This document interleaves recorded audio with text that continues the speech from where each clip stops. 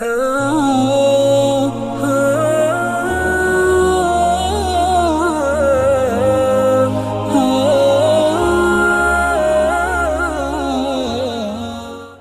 ماں باپ کی بڑی ذمہ داری بنتی ہے کہ اپنے بچوں کی نگرانی کریں اور دیکھیں کہ ہمارے بچے اگر وہ کھیلنے کے قابل ہیں تو کن بچوں کے ساتھ کھیل رہے ہیں، اگر وہ دوستی کے قابل ہیں تو ان کی دوستیاں کیسے لڑکوں کے ساتھ ہو رہی ہیں۔ لڑکیوں کا بھی یہی معاملہ ہے، اسکولوں کو بھیجتے ہیں، کالجوں کو بھیجتے ہیں، تو ماں باپ کو یہ دیکھنا چاہیے کہ ہماری بچی جن بچیوں کے ساتھ جا رہی ہے، جن کے ساتھ ان کی بیٹھتی ہے، جن کے ساتھ پڑھتی ہے، ڈگری حاصل کر رہی ہے، فلاں حاصل کر رہی ہے، تو اس کی صحبت کیسی ہے، کیسی لڑکیوں کے ساتھ اٹھتی بیٹھتی ہے، بولتی چلتی ہے۔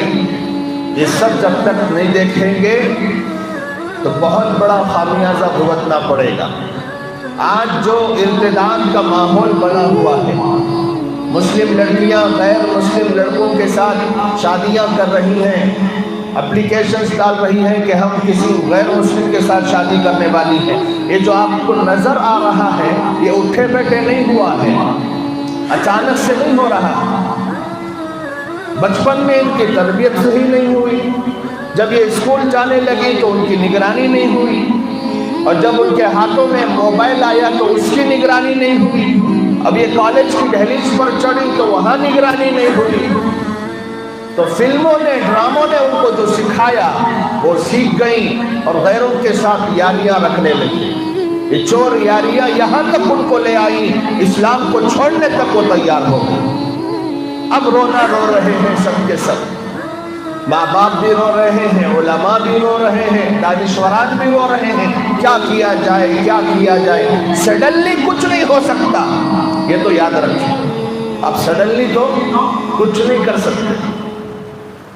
اب ایک جگہ دبائیں گے، دو جگہ دبائیں گے، جتنے دبائیں گے اتنے اٹھتے رہیں گے، ایسے کیسے۔ تو اس کے لیے مستقل سالوں کی محنت لگتی ہے۔ بچپن سے بچوں کی تربیت جب صحیح ہوگی